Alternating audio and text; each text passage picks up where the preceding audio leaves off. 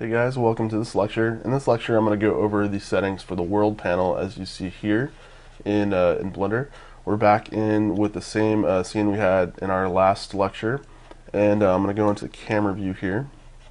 I've taken the plane that was under the cube and moved it to the second layer, just so I can show you some of the settings for the world here. So let's get into it. First thing I want to show you guys, if we just do a default render, is that you've got the background showing default here, as you'd see if there's nothing behind this object in Blender, and that's going to be based on your horizon color here. So if you set this all the way down to black and then render, it's going to give you whatever color you've got back there. I'm going to bring this back up to something in the mid-range. Zenith color is something we'll go over when we get into these. And of course, ambient color, as you remember from our lighting discussions and our material discussions, is something that's going to affect the color of the overall ambient light that's applied to objects within the scene. So usually this is brought down all the way to black, so it doesn't affect anything. If you turn this up and change that, it's going to kind of add this nice little spill onto any objects that are within your scene. So I'm going to turn that back down, and then let's go over some of the settings you have here with these three options. What these are going to do is change your background of your scene, and they're going to allow you to kind of morph how the horizon and the sky looks in the background to try to simulate the way it would look in the real world.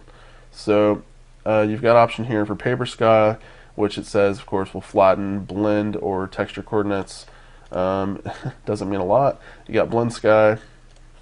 So you've got paper sky here, which you can turn on and off, blend sky, which you can turn on and off, and then real sky, which you can turn on and off there. Now what it's going to try to do is take a combination of these settings here and then give you some sort of a horizon or blend of colors on the backdrop for your scene. So paper sky turned on isn't going to change anything automatically. You've got blend sky, which will kind of fade from one color to the next in the background. So if you change the zenith color to something like white, it's going to fade from your horizon to zenith from bottom to top there. And then of course real sky combined with paper sky and blend sky is going to give you alternate effects. So let's say our horizon color is like orange, zenith color is going to be something like a blue. Let's do something like that. And I turn on blend sky. So by default, it's going to give me a fade from one color to the next. If I turn on paper sky with it, it's going to give me kind of a flattened out preview of how that looks within the world based on where my camera view is. So this is going to follow me around. If I uncheck this and check on real sky instead, it's going to give me sort of a horizon line here in the background based on those colors that I've selected. And that's going to be dependent on where my camera is facing. So if I turn that up there, render, that's going to stay where it's at. So this is going to stay on the horizon, and I won't be able to see it, of course, if my camera's rotated down and I'm looking down past the horizon. But it can be kind of useful if you wanted to get in there and just very quickly add in something in your scene for background horizon colors, and then you wanted to mix some things on top of that. So you might do something a little opposite like that. It makes a little more sense. So there you go. And of course, if you put paper sky on with it, it'll give you a separate effect. And all three of these, depending on what you have turned on and off, are they're going to give you just different effects. So just definitely come in here if you want to play with the sky settings and play with that here. And you don't have to do this. What I usually do is I don't even mess with these settings here.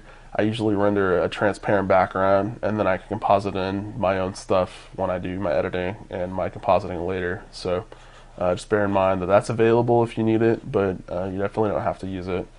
So let's get this camera view back to where it should be. Do another render, and I'm going to put this back to something that is kind of in the mid-tone gray range. Okay, so let's talk about some of these other settings. Let's bring the plane back to the same layer. So we've now got our little default scene back here. Alright, so ambient occlusion is pretty interesting, and if you turn this on, what it's going to try to do is give you some self-shadowing around your scene based on your geometry. So there's a lot of more technical definitions for what all these things do, but I'm going to try to summarize as best I can what you're going to get when you turn these on. You've got two options here. You've got add and you've got multiply. Multiply is kind of the traditional use for ambient occlusion, and you'll see what I mean when I render. But add is going to do the opposite of that. So if I do this now, it's going to kind of brighten up the scene, but you're going to see I get a little bit more refined shadows in here. And a better way to demonstrate this would be to kind of take some sections of this model and then create some insets here so that you guys can see some more detail. So I'm just going to quickly extrude some of these edges in so you guys can see what I'm talking about with this ambient occlusion setting. So what it's going to do is add some more kind of shadowing, self-shadowing into this object. If I turn this back off, you can see there's some shadowing here, and it's definitely not that bad because of the sun lamp that we've added, but you're definitely going to get a different effect if you turn this on. And this factor here will control how much of this to use and kind of mix it in with your render. So at 25% here, it's going to take a little bit of this add factor and bring it back in for the ambient occlusion. And so let's talk about the other version of this. If you switch this to multiply, it's instead going to darken everything instead of brighten everything. And this is typically what most people will use when they use ambient occlusion. It just depends on the mood of your scene, what you need it for. Again, if you turn that all the way up to 1, you're going to get some pretty harsh occlusion. You can turn that down and it'll be a little more subtle. Be aware you can also turn this up past 1, so if you type in a value like 2, it'll over occlude, and now you can kind of see definitely what I'm talking about when I talk about it adding in some self-shadowing here. So I wouldn't recommend going that high. Again, let's put this back down to 1, turn that off, and let's go over some of the other options we have in our scene. We've also got an environment lighting that you can turn on here.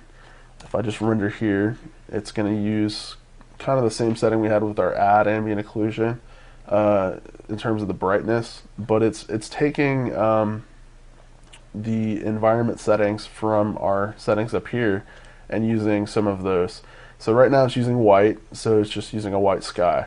If we go to sky color, it's going to take our options that we set up here and try to use those to affect the lighting for our scene. So if I render this, it's going to use part of this color here. If I change this to something like a blue and then render again, you're going to get kind of a different tint. So depending on the effect you're going for, could be useful. Again, you can mix this, change this down to something lower if you wanted to just give a really subtle effect to mix in with your lighting. So that's kind of interesting. That's kind of not bad. So we'll turn that off, and so let's render again so we get a reference. Okay, so let's talk about indirect lighting.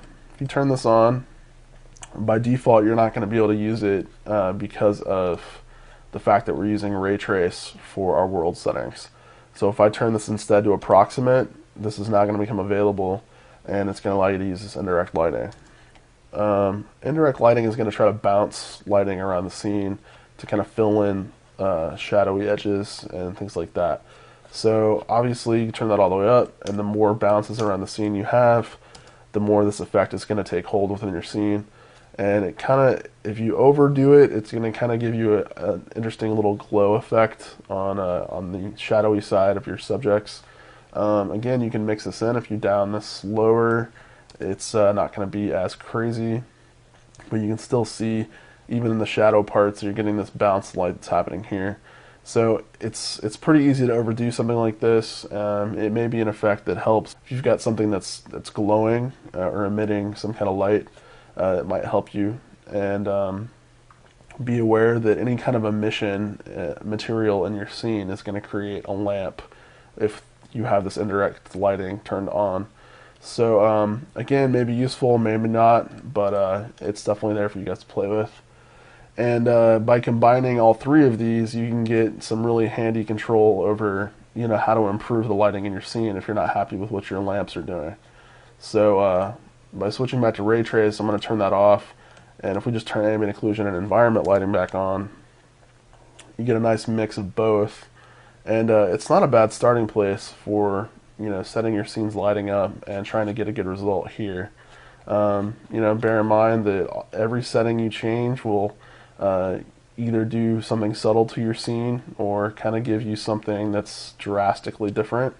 So you just have to come in here and play around with settings to change that are going to kind of, give you the feel that you want for your scene and your mood. And so that's pretty much it. In the next lecture, I'm going to introduce you to the very powerful node editor, and we're going to talk about how to take a final render once you've got it where you want it, and then take it into compositing stage and go over how to tweak things without having to re-render a scene when you just want to make minor changes like color changes or add some blur, things like that. So we'll go over that in the next lecture.